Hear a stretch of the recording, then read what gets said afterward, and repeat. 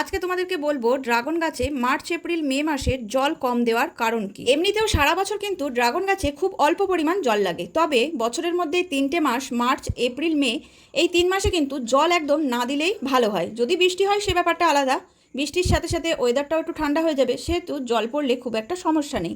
কিন্তু এই সময়টা যেহেতু খুব একটা বৃষ্টি হতে চায় না, সেহেতু গাছের গোড়া যদি সবসময় ভিজে রাখা হয় তাহলে কিন্তু গাছের ক্ষতি হবার সম্ভাবনা বেশি থাকবে। রাতের বেলায় ওয়েদারটা যেই একটু ঠান্ডা হবে, তারপর গাছে স্প্রে মেশিন দিয়ে গাছগুলোকে স্নান করিয়ে দেওয়া। স্প্রে দিয়ে যতটুকু জল ডালে লেগে থাকবে সেই জলগুলো আস্তে আস্তে গড়িয়ে যতটুকু গোড়ায় আসবে ততটুকুই যথেষ্ট, জল একদমই বেশি দেওয়া যাবে না। তো এই উল্টো পদ্ধতি অ্যাপ্লাই করতে হবে ড্রাগন গাছগুলোকে বাঁচিয়ে রাখার জন্য। আর এই যে প্রচণ্ড গরম পড়েছে এবার, দেখতেই পাচ্ছ আমার ড্রাগন গাছগুলো কিন্তু অনেক অংশে হলুদ হয়ে গেছে, আর আমার ছাদে প্রচণ্ড রোদ্দুর। সেই রোদ্দুর যদি গাছে পড়ে স্বাভাবিকভাবে একদম গাছ তো হলুদ হয়ে যাবেই, রৌদ্র একদম পুড়ে যাচ্ছে, ঝলসে যাচ্ছে।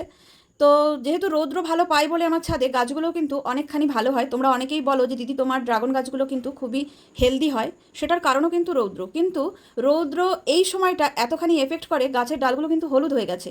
যদি আমি গ্রিন নেট দিয়ে শেড দিতাম তাহলে হয়তো গাছের ডালগুলো অনেক অংশে সবুজ থাকতো। যেহেতু সারা ছাদ জুড়ে ড্রাগন গাছ, সেহেতু আমি শেড দেওয়ার চিন্তা করি না, কারণ অনেকটা জায়গা জুড়ে শেড দিতে হবে গ্রিন নেট দিয়ে, তাই জন্য দেওয়া হয় না।